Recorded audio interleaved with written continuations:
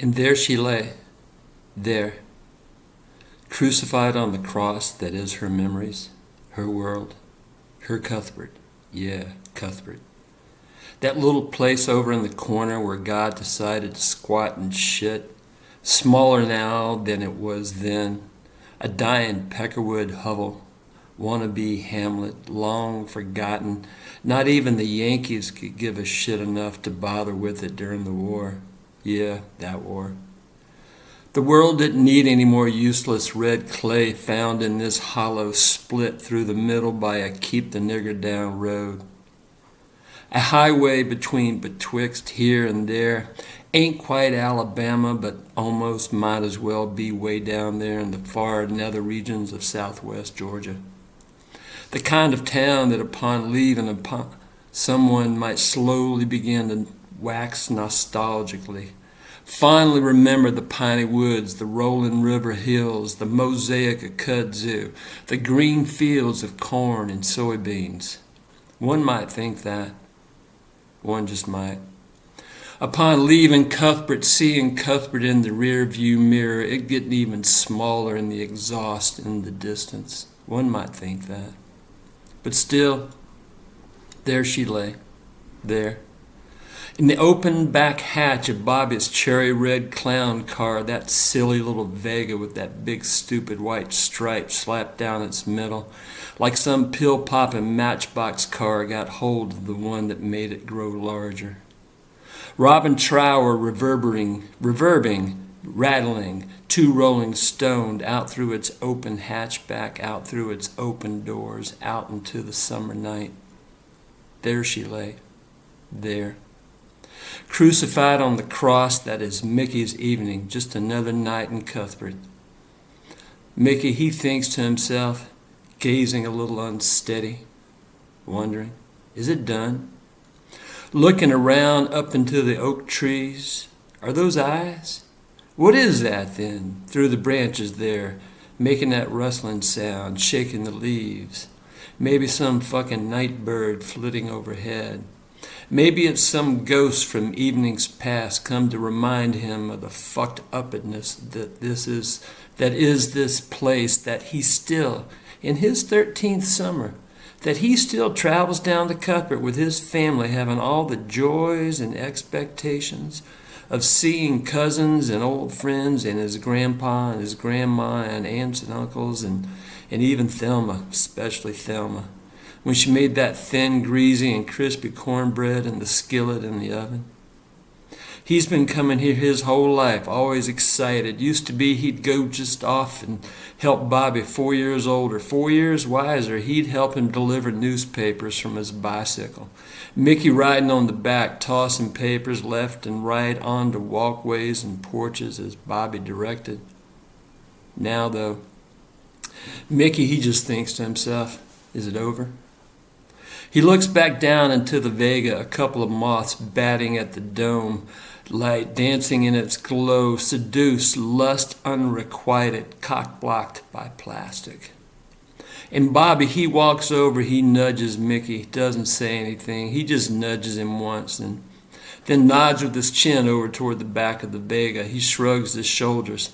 He raises his eyebrows, gives Mickey some mix of a smirk and a wicked grin. Mickey, he stops thinking. He looks at the back of the Vega. He sees Katie in the shadows, the white of her soft calves exposed to the glow of the streetlight. Still, not moving. Maybe a little twitch of the big toe of one foot. Mickey, he looks up at Bobby. He looks over at the Vega. He looks back at Bobby, and Bobby, he says, leaning over, whispering into Mickey's ear, hey, little cuz, don't disappoint me now. Go show us what you got. Mickey, he nods. He looks down at his feet, studies the scab on his big toe, the flap of dead skin flopping loosely from the tip, split, separated when he stubbed it on the raised crack in the sidewalk, walking home from the pool the other day. Mickey, he thinks, can we go home now? Yet, there she lay, there. Beneath the phosphorus glow of the overhanging streetlight, filtered by swarming moths and the mist of late night, later than lightning bugs, later than mosquitoes and gnats and bats, not quite dawn, more than house cat, more that house cat prowling, hoot owl hooting, big moon yawning time of night. A night that had started out easily enough. Katie, she and a friend, they caught a ride up to the town square. Friday night on the square was their world. All 13 and some years of it there in 1972. Their world defined by their Friday, shaped by this square, by these four corners, by the old movie house over there that sometimes had movies playing, oftentimes not. The only real movie theater really being over in Albany, 40-some-odd miles away. Albany being a whole other place, a whole other world, a whole other time, it seemed, with its McDonald's and its Crystal Burgers and its Krispy Kreme donuts and its Hardee's and everything that made a place a real place. But there in Cuthbert, cars and trucks circled the square, where in the middle sat the little police station beneath the statue of a proud and vigilant Confederate soldier staring north, looking out and over, protecting the town's women and children, all a part of God's special flock. Cars and trucks parked at angles around the square, across the street from Patterson's drugstore, the Texaco station, the Army Navy store. Some of the storefront lights were still lit, and the heat and humidity from the afternoon decided to linger, to hang around a few more hours, giving rise to a misty layer of perspiration beneath the halter top that hid, maybe even supported Katie's early rise to grits and bacon-fed breasts. Katie, she had them soft and easy curves, those early 70s gimme-gimme jailbait, jiggle, giggle, grab and dab, oh me, oh my, oh. Fit within them short cut-off jeans, her cute peach of an ass, all juice on the chin, ripe still on the vine. Smoking Marlboro Reds, femme fatale, cracker style. And Bobby and Daniel Jr., they came cruising around, circling the square, Bobby driving that silly Vega of his, a single hooker header hanging off its overtuned four-cylinder, blasting the vroom vroom through its single cherry bomb muffler. Daniel Jr., his chin cradled into crossed arms, resting on the passenger side door, window down, his eyes bright and searching. They slowed to a stop. Katie, she left her friend leaning up against the low wall, smoking a cigarette. Katie walked up, leaned in through Bobby's window. She said, "Hey." He said, "Hey." She said, "What you up to?" He said, "Hey, you want to go take a ride with us? Maybe party a little?" She said, looking down at her toes hanging over her flip-flops, she said, "I don't know." He said, "Hey, we always have fun, don't we?" She smiled, blushed. He said, he smiled. He said, "You sure do look good, sure do look pretty tonight."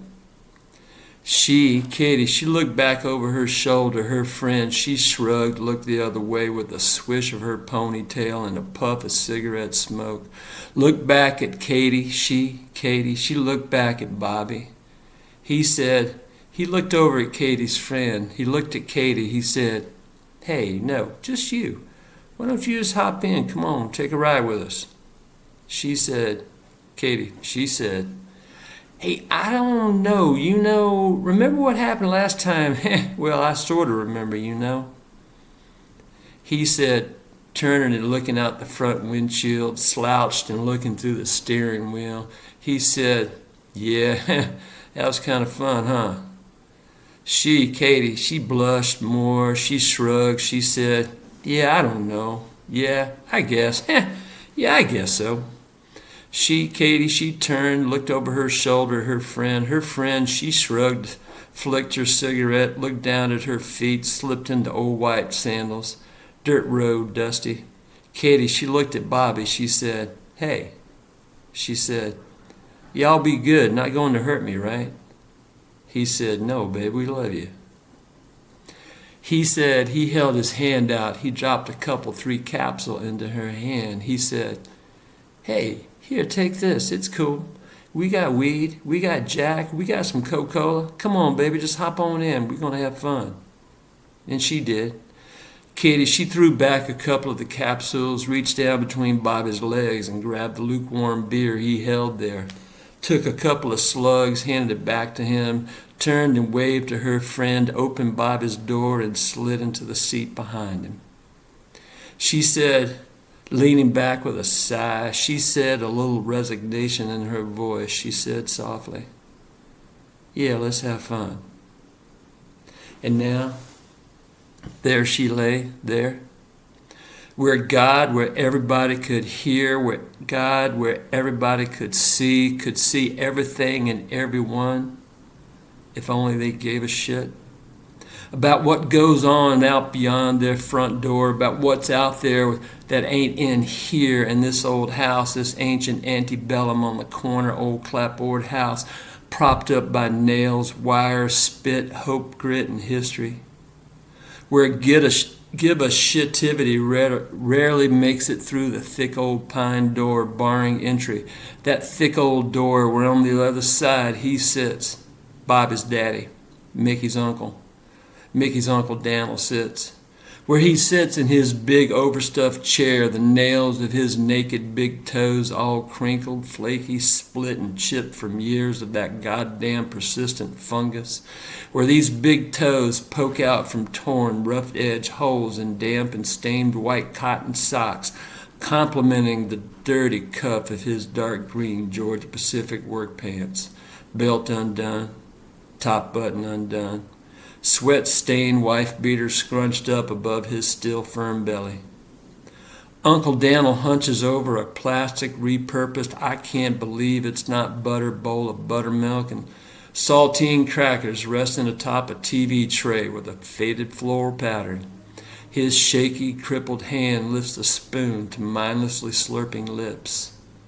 Pausing briefly between slurps, wishing he was still sipping whiskey out of a small tumbler, wishing he could still sip whiskey, wishing he was sipping a little bourbon and branch right now, pausing to lower the glass, suck the essence from his lower lip, while contemplating the world that was his, that used to be his world, whose world is now this wood-paneled room with the shaky wooden end table skinned with white doilies, supporting heavy crystal ashtrays, each holding a couple, 3, 4 smoked-down Salems, each of these branded with the day's shade of bright red lipstick belonging to Aunt Betty, his wife of 1,000 years.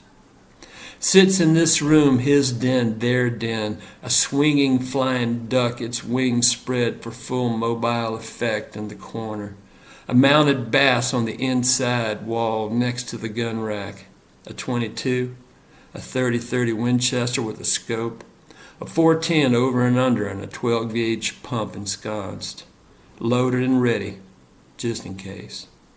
Sits in this room watching a late night repeat of the 10 o'clock news coming over from Dothan across the border, over there in Bama to right here in Cuthbert, Georgia, when he and God and everybody, they gazed through that glowing window into the world out beyond the realm of knowing. Sits in this room his wife Bobby's mama, Mickey's Aunt Betty, reclines in her lazy boy wearing the pajamas she woke up in this morning, a Salem between 2 fingers floating before her lips, a plume of smoke suspended in between. Her weather report always cloudy. She sneezes, Uncle Dan'l coughs. But neither could give a shit what goes on just outside that door, where the Vega is parked. Out there across the street on the near side of the high school parking lot, right next to the practice field, pulled up on a little grassy spot between the street light and one of the big old oak trees that buffered the Friday autumn arena from the back row of classrooms, making up the wing that jutted down Randolph Street. Out there where Mickey and his cousins, Bobby and Dan'l Jr., and their friends Joey T. and Tommy and Carl, whose daddy was the county sheriff, all hooting and hollering and grinning ear to ear, one of them, Carl, wearing an old ragged unbuttoned Randolph County Sheriff Department shirt, its shirt tails flapping about, he holding his arms out spread wide and high as he danced a slow bump and grind, holding a bottle of Jack Daniels in one hand, a glowing cigarette in the other. Happy boys, young men, some men of legal age, who all but Mickey, 10, 20 minutes, maybe even an hour earlier, depending on the lot they drew, the heads or tails they called, who each had been holed up inside the back of the Vega with Katie, bouncing the shocks, wheezing, rutting, grunting, huffing, puffing, steaming up the windows from the inside. A bridge of sighs, a bridge of cries, a whimper, a moan, a quiet exit backing out of the Vega, crawling, then walking away, looking down at still tied shoes while trying to zip up and light a cigarette at the same time. Not looking back, no hey thanks sugar. And yet there she lay, there, crucified upon the cross of her so-called lust, the cross of her lovers, her tormentors, her admirers, her rapists. Pleasure their collective sputum smeared, splotched betwixt her slight glowing pale in the moonlight thighs, dripping from her overworked, overused, bright pink cunt. A thin trickle, maybe it's simply drool drawing a fine line from the corner of her mouth down her cheek. Any rage, any anger, any hurt, any shame, any embarrassment has been smothered by the Jack and Cokes chasing the Nebutol slipped to her 2-3 hours earlier. How many of each, hard to say, it's not like it's the first time. And Bobby, he nudges Mickey, and Mickey, he looks up at Bobby. He looks over at the four others over there all joking and having a good time. He looks back up at Bobby. He says, yeah, well, I ain't got a hankering to be taking up the rear end of this train, it being, let me count, 1, 2, sloppy 6 and all that. She ain't barely awake nohow. I think I'm going to pass. Bobby, he spits off to the side. He takes a slow sip of the beer in his hand. He looks straight ahead through, past the Vega, through, past the evening. He says, well, all right. He nods his head, points with his chin. He says, maybe you go on back to the house. Get yourself something to eat. I got to clean up and get her home. Mickey, he nods, digs his hands into his pockets, backs away, turns and wanders away from the group, the car, the moths flitting around the light. He looks back over his shoulder and sees Bobby strolling over toward the Vega, unbuckling his belt as he walked. Mickey, he walks on away and all that.